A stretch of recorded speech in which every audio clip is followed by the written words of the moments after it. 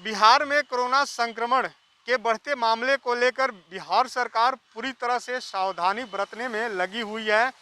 आज संक्रमण के चैन को तोड़ने के लिए जो संक्रमित मरीज हैं उनकी संख्या कम करने के लिए बिहार सरकार लॉकडाउन पर भी विचार कर रही है। मुख्यमंत्री नीतीश कुमार आज हाई लेवल बैठक बुलाई है। उससे पहले बीजेपी के नेता बिहार में लॉकडाउन लगाने की मांग भी कर चुके हैं, लेकिन अब लॉकडाउन को लेकर एनडीए में ही तकरार देखने को मिल रही है। बीजेपी के नेता एक तरफ लॉकडाउन लगाने की बात करते हैं तो दूसरी तरफ सरकार में शामिल हिंदुस्तानी अवाम मोर्चा के तरफ से आज एक बहुत बड़ा बयान आया। उन्होंने साफ तौर पर कहा है कि हम भी लॉकडाउन के समर्थन में हैं, लेकिन कुछ शर्तें हैं। शर्त के साथ सरकार यदि लॉकडाउन लगाना चाहती है तो हम उनका समर्थन करते हैं। तो हिंदुस्तानी अवाम मोर्चा के राष्ट्रीय अध्यक्ष हैं पूर्व मुख्यमंत्री जीतनराम मांझी ने आज ट्वीट करके सरकार से स्पष्टीकरण कहा है, साफ तौर पर कह दिया है कि सरकार यदि राज्य में लॉकडाउन लगाना चाहती है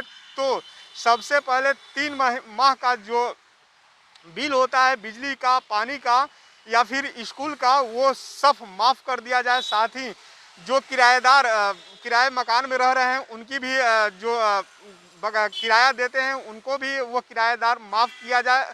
साथ ही जो बैंक का लोन है एमआई, उस पर भी सरकार उसको भी माफ़ कराए, तब वो इस लॉकडाउन का समर्थन करते हैं। हिंदुस्तानी अवाम मोर्चा के जो प्रवक्ता हैं उन्होंने साफ तौर पर अपने ही दल के नेताओं पर साफ तौर पर निशाना साधते हुए कहा कि जो एसी कमरे में बैठकर इस तरह के लोग बयानबाजी करते हैं वो ठीक नहीं है। संक्रमण से सबको डर लगता है, लेकिन लॉकडाउन इसका बड़ा विकल्प नहीं है, क्योंकि यदि लॉकडाउन लागू हो जाएगा तो जो गरीब जनता है वो भूखे ही मर जाएगी। इसलिए सबसे पहले जो गरीब जनता है उसकी भलाई के लिए सरकार विचार विमर्श करे, उसके बाद ही लॉकडाउन पर विचार विमर्श करे, तभी हम इस लॉकडाउन का समर्थन करेंगे। देखिए, पिछले कई दिनों से कई पॉलिटिकल पार्टीज के लोग एसी कमरे में बैठकर सरकार को यह सजेशन दे रहे हैं कि लॉकडाउन लागू कर दीजिए।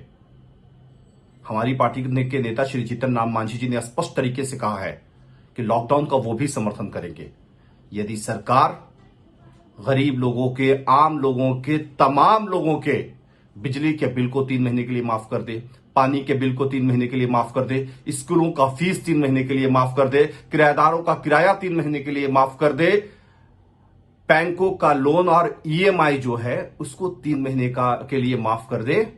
निसंदेह हम लॉकडाउन के पक्ष में खड़े हो जाएंगे।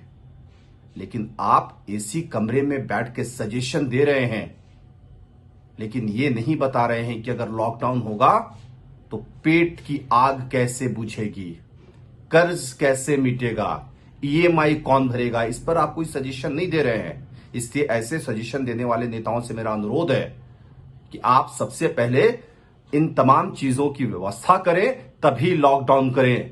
किसी को शौक नहीं होता है कि घरों से बाहर निकलकर अपनी जान दे, लेकिन कर्ज और रोटी जो ना कराए।